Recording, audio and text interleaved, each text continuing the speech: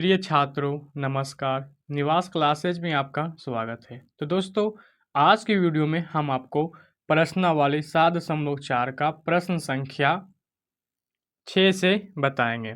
क्योंकि पिछले वीडियो में प्रश्न संख्या 1 से लेके 5 तक का सॉल्यूशन अच्छी प्रकार से कर लिए थे, तो आज प्रश्न 6 से हल करेंगे। ठीक है, तो प्रश्न 6 में है, रोहित कुल 8 रोटियों में से 4 रोटियां खाता है।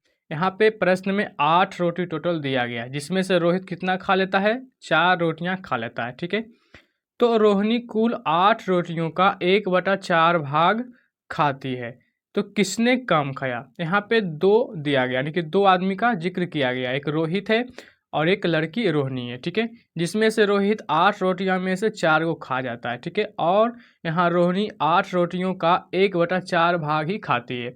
तो आपको बताना है कि रोहित और रोहिणी, ठीक है, ये दोनों में कौन रोटी को कम हिस्सा को खाया। ठीक है, तो यही आपको जो है प्रश्न के अनुसार से ज्ञात करना है। तो इस क्वेश्चन को किस प्रकार हल करेंगे हम आपको बताते हैं। ठीक है, तो सबसे पहले आपको इस प्रकार से लिखना है। अब प्रश्न में बताया गया था कि रोहित के लिए, कि रोहित, ठीक है, 8 रोटी में से 4 रोटी खा जाता है।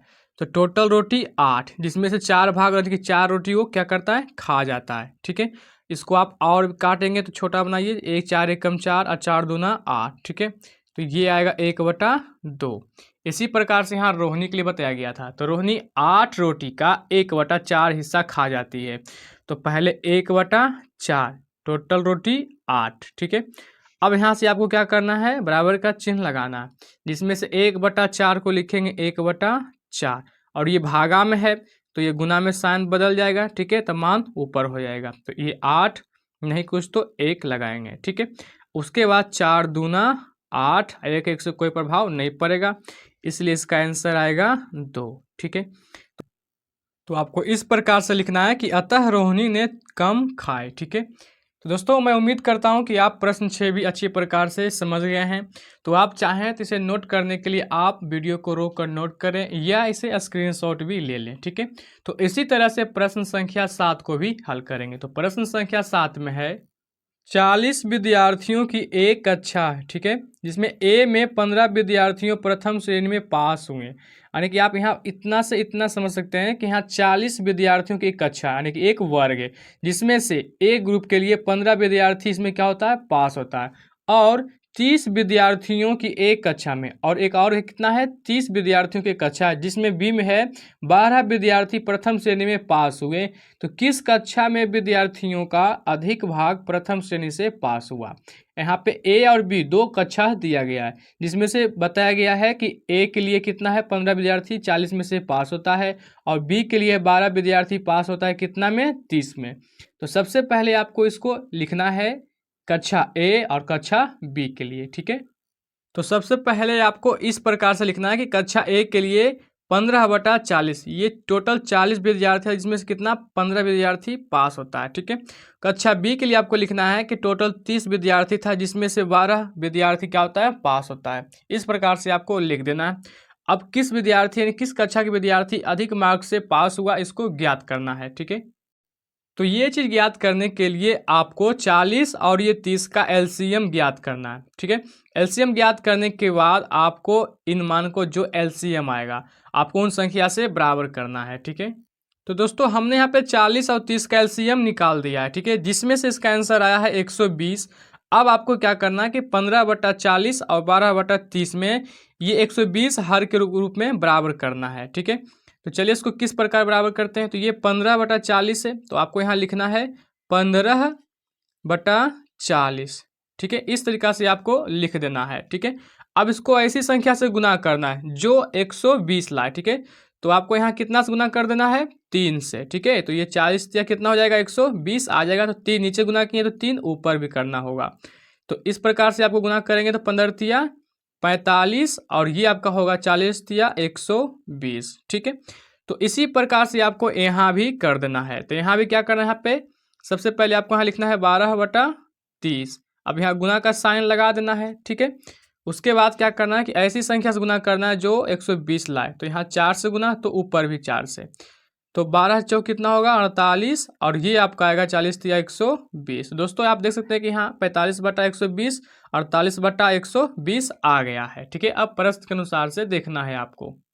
तो आप बुक में देख सकते हैं यहाँ पे कि किस कक्षा में विद्यार्थियों का अधिक भाग प्रथम श्रेणी में पास हुआ। ठीक है, तो आपको ये ज्ञात करना है कि किस कक्षा में अधिक श्रेणी से पास हुआ। ठीक है, तो आप यहाँ देख सकते हैं कि कक्षा ए में है 45/120, और कक्षा बी में है कितना 48/120, जिसमें से कक्षा बी में जो है 48 आ रहा है, क्योंकि मेरा हर क्या हो गया समान, जिसमें से अधिक कितना हो गया 48। तो आप यहाँ लिखेंगे कि कक्षा बी में, ठीक है, आपको यहाँ एक लाइन लिख देना है कि कक्षा बी में अधिक, ठीक है, इस प्रकार से लिखना है अधिक विद्यार्थी। ठीक है, इस तरह से आपको लिखना है कक्षा बी में अधिक विद्यार्थी यहाँ पे लिखना है पास हुए। इस प्रकार से आपको एक लाइन लिख देना है। ठीक है, तो इसी तरह से प्रश्न 8 को भी हल करेंगे। ठीक है, आप चाहें तो इसका स्क्रीनशॉट भी ले सकते हैं। ठीक है, यहाँ से इस प्रकार से। ठीक है, उसके बाद इस मान को आपको ले लेना है। ठीक है, तो दोस्तों प्रश्न संख्या 8 में है रितेश 1 घंटे के 5/6 भाग तक पढ़ा, जबकि सर्वेश 1 घंटे के 11/12 भाग तक पढ़ा। तो किसने लंबे समय तक पढ़ाई की, ये आपको ज्ञात करना है। तो सबसे पहले आपको रितेश के लिए लिखना है 5/6, और सर्वेश के लिए लिखना है 11/12। उसके बाद आपको क्या करना है कि ये और ये और ये और ये क्रॉस गुना करने के बाद जो संख्या में अधिक मान आएगा वो उसका आंसर हो जाएगा।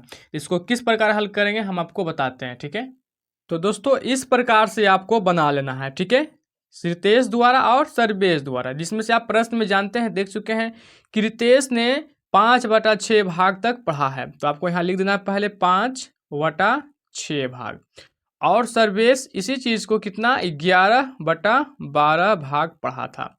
अब आपको किसने अधिक लंबे समय तक पढ़ा ये ज्ञात करना है।